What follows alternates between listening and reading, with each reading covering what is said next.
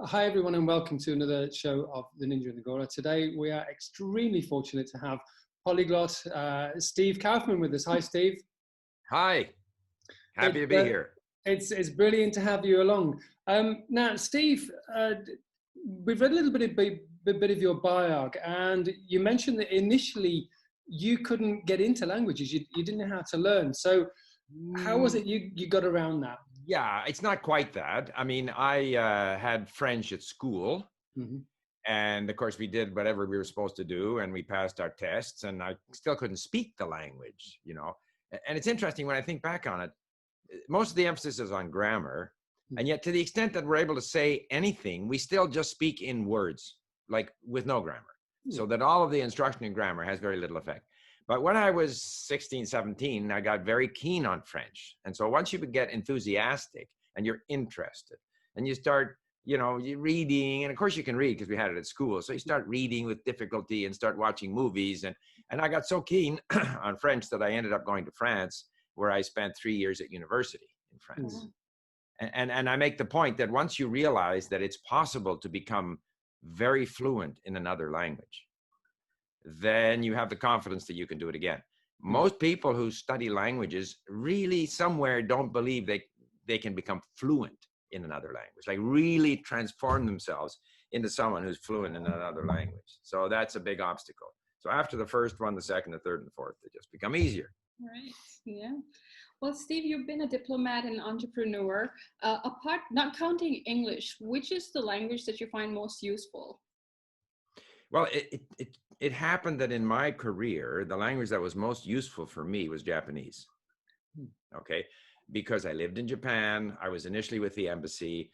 Then I was recruited by first one and then another major Canadian lumber exporting company to set up offices for them in Japan.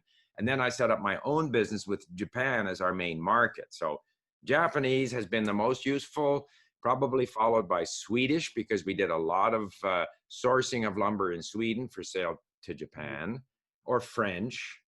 I've had a lot of fun with Chinese. It has never been sort of a language that I've used professionally that much. Now, you mentioned that Japan first there. Did you know Japanese before you went to Japan? No, but after studying in France, I joined the Canadian government, Trade Commissioner Service, and that was at a time when Canada was about to recognize the People's Republic of China, so they wanted to train someone up in Chinese. And there again, you know, I volunteered. In fact, I started learning Chinese on my own to force their decision. Like, if you're going to send anyone, send me, because I'm keen, you know. And so then I went to Hong Kong, learned Chinese. So when I arrived in Japan, I could read the characters. And so once you can read the characters, that's the biggest obstacle. Some people find Japanese difficult. I didn't find it that difficult. I never went to school. I just did, again, a lot of reading and listening. But with whether it's Chinese or Japanese, the characters, that's a major investment of time. Major investment. So which is the one exercise that you come back to time and time again, you know, when you're learning languages? Well, I mean, it's just, when you say one exercise, you have to imbibe a lot of the language. You have to listen and read a lot. And so, and there's sort of like, there's sort of repetitive listening to the same stuff over and over again to build up some fluency, to build up some, you know, confidence in the use of certain structures. And then there's the more extensive input activities, listening and reading on subjects of interest, in order to expand your vocabulary, because ultimately you need a lot of vocabulary. Some people think, well, you know, if I have 500 words, I can do well. Well, no, with 500 words, you can't do much, because if you want to have meaningful conversations with people like we're having right now, especially a native speaker is always going to know more words than you do. So you at least have to understand what they're saying. So listening and reading is what I do. And now that, say at Link, where we have these mini stories, I go to them a lot, like to refresh, because there you've got 60 stories with the high frequency verbs, lots of repetition within each story. So if I want to refresh my Arabic or Farsi or Korean or whatever, I go there and I just, typically when I'm doing other things, you know, around the house, cleaning up after breakfast, in the car, and those are easy to listen to. It just goes over and over and over again. So again, it's always this sort of, you know, sort of almost like repetitive listening to the same stuff to kind of develop better and better habits. You always notice new things in the language.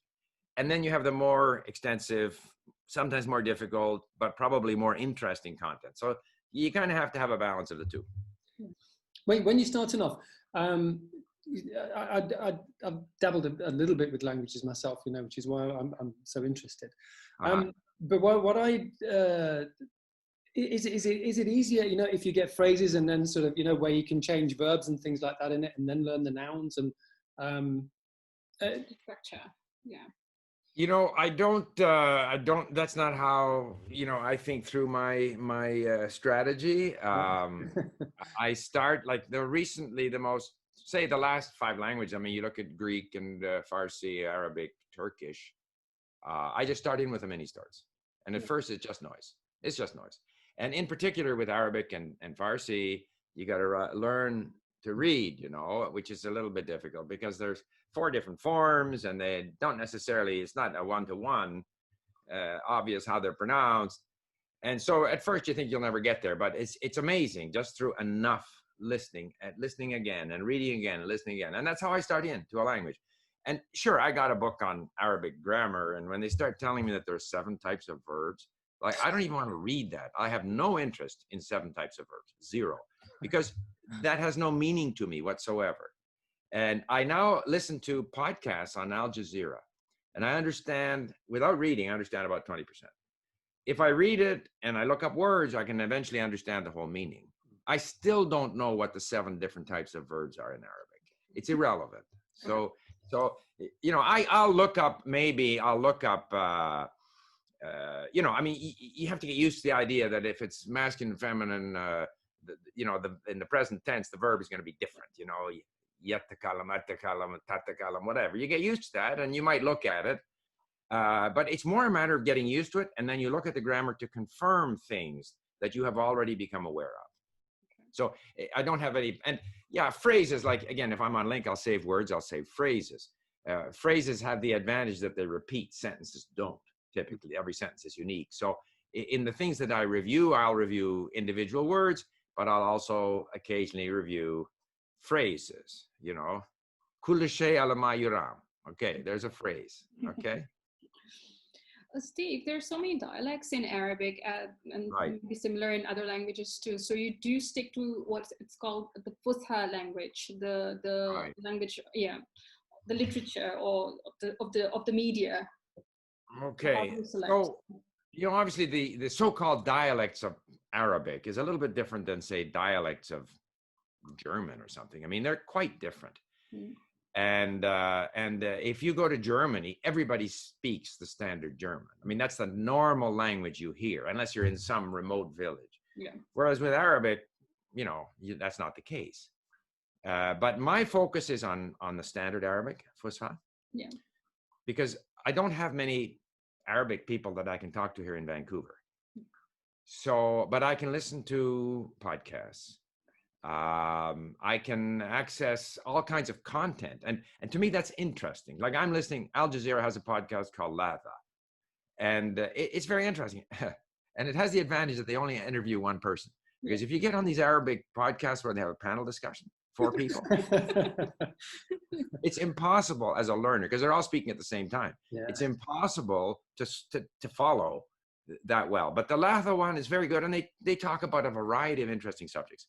And I remember I was watching a movie, a Lebanese movie, which of course is in Levantine. And we have our mini stories in Levantine and in Egyptian Arabic at Link. And I've gone through them just to have a sense. But even in this Lebanese movie, Fusha shows up, because if there's a television in the background, it's in Fusha. Yeah. In this one movie, they were rehearsing a play. This is amazing. It's a Lebanese movie. One of the characters is an actress, and she's rehearsing a play, and it's The Dollhouse by Ibsen. Okay. And they're speaking Fusha. Oh, wow. In the play. Okay. So my impression is that it's all one big world. It's all one big world. Now, obviously, I was in Morocco, and there it's quite a bit different. Yeah. But between the Egyptian, the Lebanese, the Fusha, I mean, you can see how it all fits together. So my focus is on learning Fusha And if I were to go to travel, if I were to travel to Dubai, I would have to brush up on my English, I guess. But I might work on Gulf Arabic just to get a sense if I heard some in the street. But I have the impression that if I were to answer in Fusha, they might think that's strange, but they would understand me. Yeah. So my focus is very much on Fusha and trying to develop a bit of an ability to comprehend. And again, in terms of what I can access, it's movies on Netflix. Mm. So that's either Lebanese or Egyptian. There was the odd Kuwaiti movie as well that I saw. Do you watch with subtitles, or do you write down? Of course, I don't understand it without subtitles. Okay. What is unfortunate, like with other languages, if there's a movie on YouTube and they have the automatically generated subtitles, I can import that into Link and I can study it. I get the audio, I get the video, and I get the text. Okay. But that doesn't exist, because if it's a Lebanese movie, the subtitles, first of all, there's no automatically generated subtitles. And if people have put subtitles there, they'll be in Fusha. Yeah. So you can't get, so there are a number of things that make learning Arabic more difficult, including the lack of good resources. And the fact that these, like Al Jazeera, they don't give you, there's no transcript. So I have to pay someone to transcribe these. So it's rather unfortunate. I wish there were websites that because the Lahda series is very interesting. The things they talk about. They talk about, Hagia Sophia in Turkey converted to a mosque. They talk about the impact of coronavirus on the economy. Like, there's a whole bunch of interesting stuff there, and but no transcripts. So I have to pay someone to transcribe. And I've emailed them. I said, can I share this at Link? And they don't answer. So I'm stuck. I pay for my own purposes. Yeah. How's when the subtitles come up? How good are you at reading them? Can you read them quickly? If they come up in Arabic, I cannot read them. No. If I watch with English. If we're going to watch a movie, I watch with my wife, and so we watch something that's of interest to her. So, and me. Okay, so it's got to be an interesting movie, and then we turn on the English subtitles. So I'm listening to the Egyptian, trying to pick a word out here and there, but we watch in English. I cannot read the Arabic quickly enough to follow along. Right. Yeah. Now, you mentioned with Chinese as well. You went to Hong Kong and they speak Cantonese there, don't they? Right. And yeah, but in 1968, there was the Cultural Revolution in China. And it was probably considered politically not a good idea for me to go to Taiwan because of the whole situation there. So I went to Hong Kong. No one spoke Mandarin in those days. Nowadays, there's a lot of people who speak Mandarin. Yep. They got a lot of tourists from mainland China. They got people from mainland China, plus so the shopkeepers, everyone speaks Mandarin. Not the case then. But it's perhaps an indication that you don't have to be where the language is spoken. Mm-hmm. I had a lot of material. I would scour the bookstores in Hong Kong for readers that had glossaries, and I just, again, listening and reading. And so I created my own little language world. And the only people who spoke Mandarin were my teachers. Basically. Okay, Steve, so in your experience, which language has the most quirks, like idioms, and which ones do you enjoy the most? Well, I enjoy them all. They're all different. Yeah. And they all have idioms. They all have their style. Like the Japanese, a little more indirect. The French try to be so logical all the time. Right. They're all different. The Arabic guys these panel discussions get all excited and talk all over each other. I mean, every language, it has its own personality. Yeah. So, and I enjoy them all. Okay. Yeah. When I used to use English idioms directly translated into Chinese, and so when I was on the bus, I would shout "Ting ni de ma," hold your horse. Yeah. What the hell? It was a lot of fun. It was a lot of fun. No, those don't translate. No. Okay. So if you want to learn a lot of languages, can you start off sort of doing a number of them together, or which do you think are the easiest ones to learn? I would say that, you're better off to concentrate on one. Yeah. Now, right now, I've decided to try and do both Farsi and Arabic. Okay. Simply because there's a lot of Iranian immigrants here. So it's fun to be able to go, if the clerk in the store is Iranian, obviously Iranian, then I speak to them in Iranian. We've got a guy coming to service our furnace here. I can tell by the accent on the phone that he's Iranian. Okay. So soon after he arrives here, I'll hit him with my Farsi. It's kind of fun to do. But no, and plus, if I'm going to learn the Arabic script, then I may as well get Farsi as well, because essentially the same writing system. But I think if I would be further along if I only did the one language.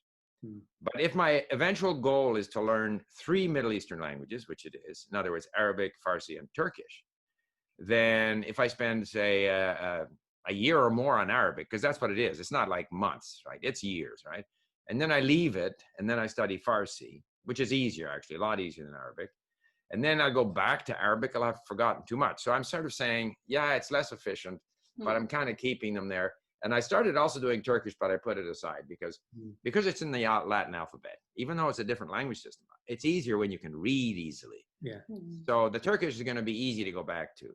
So I'm focused right now on Arabic and Farsi, but I would suggest to anyone that, and for me, it doesn't matter. I'm in no hurry to learn either. I can spend the next 5 years doing all three. It doesn't bother me. But if you're really in a hurry to learn the language, you're better to focus on one. Okay. Yeah. See, what's the best conversation you've overheard when people didn't expect you to understand? Well, I can think of one recently. I was in Rio. Yeah. And we were up at the Christ the Redeemer statue there. Yeah. And there was a group of Chinese men, and they were looking at these 2 Asian women. And they were saying to each other, are they Korean or are they Chinese? And well, look at their legs. I think they're Korean. And I said to them in Chinese, I said, you want me to go and ask them? That's amazing. First of all, silence, and then laughter.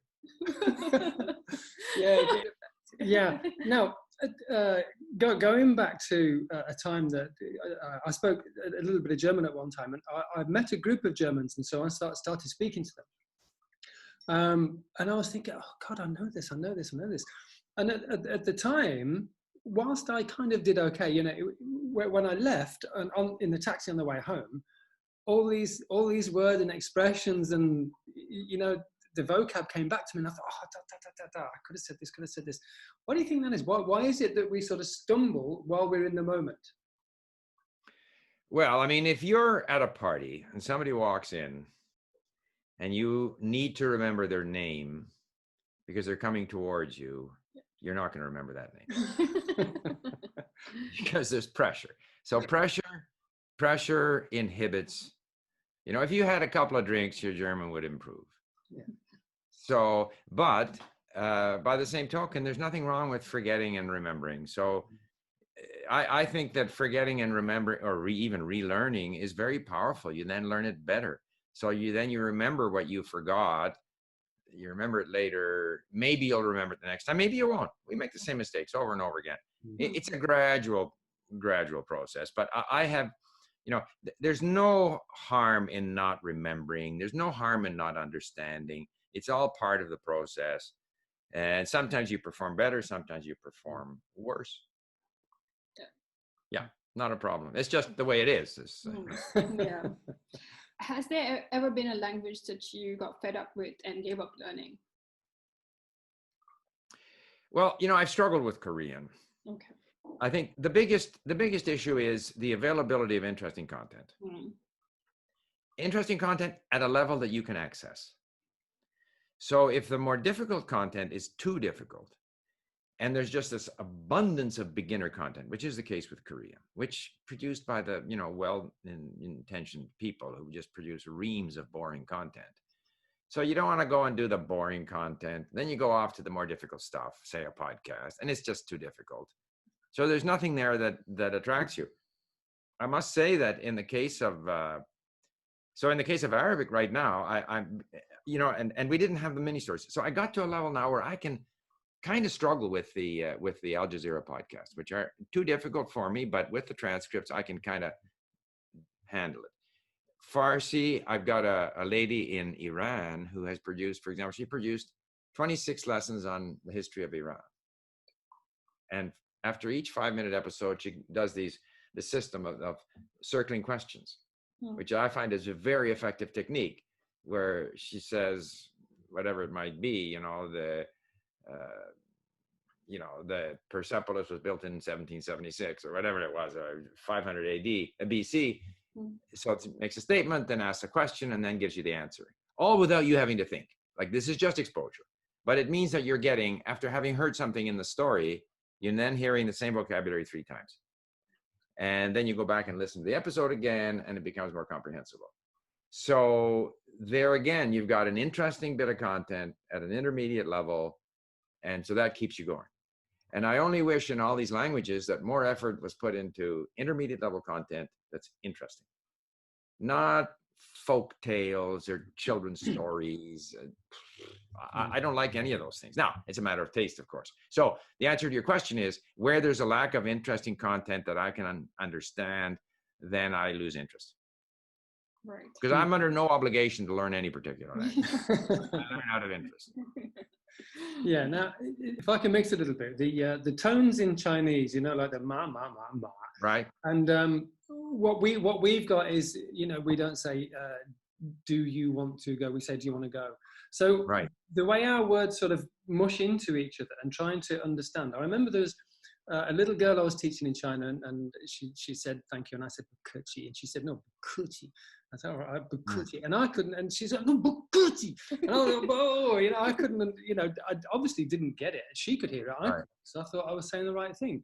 But with the tones thing and in songs, the songs, they're in a tune rather than a tone, aren't they? So right. Is it? Do you think it's just it's context with that? You know, and again, you know, mushing our words together as well. Because I used to use music a lot in you know, for phonemics and you know, and pronunciation. Right. Like, you know, the earth and the apple and that kind of thing. Yeah, I mean, you know, every language has its difficulties. French, also, the words kind of blend together very much because they have this liaison thing. And French is kind of more monotonous. English, people tend to use a lot of intonation for emphasis. You just have to get used to it. I think that person was probably being a bit unfair because actually we understand very well. Why bother correcting people? We understand. I mean, you know, I would never correct anyone's English if they, you know, no. Yeah. I mean, I found that in learning the tones in Chinese, I did a lot of listening to the xiangsheng, the comic dialogues, because they exaggerate the intonation. You have to get the flavor. You have to get the intonation, the rhythm of the language. Doesn't matter what the language is. So with English, it's sort of, you go to Swedish, which is even more up, down, and sing-song. You just have to get used to the way they speak. But yeah, you listen. I like listening to short sentences and then trying to imitate the intonation in short sentences, and but you're never going to get it 100%, and some people might correct you. And yeah, I mean, I get people on, it's very interesting, on my YouTube channel I do videos in Japanese sometimes, and apparently in Japanese there's this thing called pitch accent, which I have never been aware of. It's this very fine point about whether you should pronounce it this way or that way. The only people who ever criticize my Japanese are other foreigners. The main point is to communicate, you know? Yeah, exactly. Okay, Steve, most common mistakes to avoid when learning a language? I would say the biggest thing is, don't think that you're going to master anything. Don't. You're not. You're going to learn and forget, learn and forget. There are no building blocks. There are no basics. There's no particular order in which you should learn things. It's not obvious. Like, for example, we always assume in English that the present tense is the place to begin. In Arabic, they begin with the past tense because it's easier. Nothing is particularly easier. You just have to get the whole language in you, and it's going to be fuzzy, and you're not going to understand, and you're going to make mistakes. And gradually, through enough exposure, through trying to use the language, trial and error, the experience that you just had where you could have done better, but you didn't, and you forgot, slowly you improve. You don't get worse. And so I think the main mistake people make is that they think they're going to nail something down. They feel they have to remember a rule. They have to remember a word. If I don't nail this down, if I don't have the basics, then I'll be in trouble later on. None of that is true. All you have to do is stay positive and keep on putting in the time, lots of reading and listening, and eventually you will improve if you keep going and if you have a positive attitude. And don't worry about what you forget, what you weren't able to say. There are no basics. It's just continued exposure. Yeah. So yeah, an acquisition. Yeah. Yeah. So Yeah. language and culture go hand in hand. Is there any one culture that you've fallen really in love with, or like their literature or movies a lot because of learning their language? You know, obviously, the first language I learned was French after English, and then I spent 3 years there as a university student. So that was a fabulous time, and so I enjoy French culture, French everything. However, I enjoy Chinese, I enjoy Japanese, I enjoy them all. Mhm. And the big thing is, you almost have to say, oh, you know, look at me, I'm listening to Arabic. I'm listening to Persian. I understand what they're saying. I'll follow somebody on Twitter and some guy, there's a demonstration in Baghdad and some guy is saying something and I can actually understand what he's saying. And so there is that sense of you know, power that you can understand. I can understand Putin when he speaks Russian, you know. I can understand that it's just that sense of being able to connect. And every culture, however small, like Czech, I learned Czech and went through Czech history, or Ukrainian, or yeah, Japanese, not small, but I mean, they're all so valuable, so interesting. I can't say that I like one better than the other. I enjoy being there. I enjoy being in that culture as I'm learning the language. All right. Just one to wrap it up, Steve. You speak, so is it 20 languages you speak? Well, yeah, you got to be careful. Like any 12 languages I could get into right now. Right. But another 8, like I can't claim to speak Arabic or Farsi, and I'm, you know, and if I did speak my Greek when I was there, but it's kind of very rusty. So there's 8 that I would have to work on refreshing, and there's 12 that I could turn on without difficulty right now. Right. Okay. Why aren't you in the list of polyglots on Wikipedia? I have no idea, but I have no idea. I don't know. I have no idea. I don't know who's there. I haven't looked at it, so I don't know. Well, there are people with only 10, you know, and Oh, yeah. I mean, 10's excellent, I think, Yeah. you know, but 20 yeah. is something. I don't know. else. Okay. Yeah. So after Arabic and Persian, what's next on the list?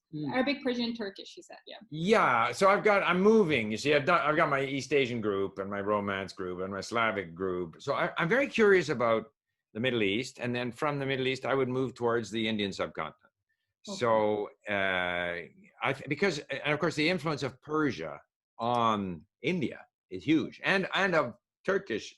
It seems like that Turks were the generals and the soldiers, but the culture was more Persian in terms of influence in Mughal India and all the rest of it. So, and if I may just move to Urdu, because I can read the squigglies, you know, I can read.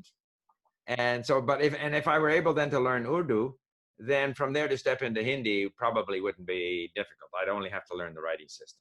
So if I'm going to learn a South Asian language, rather than taking on both the writing system and the language, Urdu might be the next step. And given the whole influence of Persian and in Urdu and in India, that would be interesting exploration. Yeah, and then I typically always buy some books in history then in English, you know, just to read it. So it's just part of that whole exploration. So that would be, and then I might move on to Indonesian, or I might move down to Africa, Swahili. Who knows? Who knows? Because it's all kind of connected, you know, in a way. Like if you look down the Indian Ocean there. So yeah. Your plan sounds good, because Persian script is exactly the same as Urdu. And if you know spoken Urdu, then you know Hindi. So just like you said, the script difference. Yeah. So that would be that. I think that would be my plan. Yeah, brilliant. But that's still far away because I got a ways to go on my Arabic and Persian yet. Wow. One step at a time. Yeah, absolutely. Knowing so many languages, have you ever realized that the history that one side is depicting is completely wrong and there's a conflict? Okay, so then you're saying wrong, different. Depiction. Yeah, different. Yeah. So sure, I mean, if you read the history of Ukraine, written by Ukrainians, it's very different from the history of Ukraine written by Russians or Poles, because Russia and Poland have had major influence in Ukraine. But you can also, I mean, I think you just have to read a lot, even say in English. Like I have read a couple of books recently because I got interested in sort of Persia and the Indian Ocean. So I read a book called, I'm reading a book right now called The Silk Roads, which is quite interesting. Have you read that book? No, I've heard about it. Yeah. Yeah. And then I read another book about, which sort of explored again the Indian Ocean and the Portuguese and stuff. And when you realize the extent to which Christian civilization, you know, the view of these people as murdering marauders as opposed to glorious explorers. I mean, you can come across that in English. You don't have to be reading in the language, right? Yeah. So I think it's important to read widely, and not to read too many simplistic histories, but try to make a point of. And I think you can swing too far the other way, because as if like, so, I mean, you can also read a history, like the Mongols have I'm sure they have statues to Genghis Khan.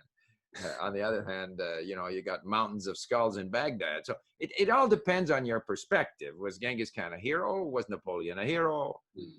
So it's important so I think right and wrong is like the facts, and then there's an interpretation of those facts. And I am one of those. I believe that the truth actually exists. Contrary to the world created by some of our political leaders these days that suggest that the truth is sort of relative, I think the truth exists, and we should try to find that truth. And the way to find that truth is to read as many different sources of information as possible, so that you can, in fact, but I don't agree that the truth doesn't exist or the truth is relative. No, the truth exists. You can have opinions about different things, but the truth exists, and therefore you should read widely. But there's no question that by learning languages, you develop a more sympathetic view of the people whose language you're learning. Yeah. More realistic, more lifelike, which may also include some negative characteristics that you weren't aware of. You discover these people come alive. They're not like stick people. They're not like, you know, they come alive with all their warts and blemishes. And so that, yeah, you have a better opportunity to form some judgments. So learning a language, to me, is a way of discovering the world. Yeah. Absolutely. Yeah, that's excellent. Steve, thank you very much indeed for your time. It's been an absolute pleasure speaking to you and learning from you as well. What's your website again? Is it Link? LINGQ, Link. And so just to be clear, you are involved in teaching English in Dubai. Yes, no. We've taught English. I've taught English at school. I teach academic writing now at university. Yeah. Andy has done it over different schools and universities. My background's ESL, but you know, it's sort of more academic writing these days. Yeah. Okay. Because obviously we're very interested in having people become aware of Link. Anything I can do to help that in that regard, I'd be happy to do. Oh wow! So, yeah. Okay, we'll put the. We have 37 languages, so it's not just English. Yeah. We'll put all your information, a link to your website and also to your channel in the description. Okay. And also your logo, if you have a logo on your website. So we'll put everything there so that we'll send you a logo. You may want to edit this out, but you know, we're happy to have an affiliate program. So if you have people clicking through to join Link, then that could throw a little bit of it's not very much. All right. Yeah. Great. Yeah. Fabulous. Sure, why not? All right. Yeah. That's great. Just to tell you, we've had many videos with Steve Krashen. He keeps mentioning you in his videos. Steve Krashen is like he just reduces language learning down to its essence. Right. But he's just so succinct in the way he cuts to the chase. You know, he's a great guy. He was we had a Polyglot conference in Montreal, and he showed up, and they have pianos scattered around the city where people can sit down and play. And in the busy sort of intersection of Montreal, here's Steve Krashen, 76 years old, playing piano. We love him. He's amazing. Yeah, he's an amazing guy. Yeah, but he often mentions you. So. Tell me, if I may ask, so is your native language Urdu? Yeah. Okay. I've been learning Arabic for several years. So I've lived here for most of my life, but Urdu is my native language. And my mom's from India, so she writes in Hindi, the script, and I know a lot of Hindi like that too. Half of my family is in India. Yeah. So, yeah. And when you're learning Arabic, are you learning the Gulf Arabic or are you learning Fusha? No, Khaliji. So I know a lot of Syrian, the Levant as well, because I have my friends and Khaliji because of my relatives here. Right. Yeah. Okay. I started with Fusha. I was all over the place first as well. That's why I asked you that question. But it's just been getting like through for several years now. I know a lot of it, but I'm still incompetent. I'm not very Yeah. Arabic is difficult. Yeah, it's difficult. Arabic is difficult. They have so many words. Yeah. Like I understand Farsi as well as I understand Arabic, and on my statistics at Link, I know like 13,000 words in Arabic, and I know 4,000 words in Farsi, and I understand Farsi easier. Yeah. Whenever after all of this virus thingy magic, whenever you come to Dubai, we love to host you. Yeah, it's just so lovely talking to you. Okay, well, I enjoyed it. Yeah, great. Okay, thanks a lot. It's great. Thank you. Catch you. Bye-bye. Bye. Bye.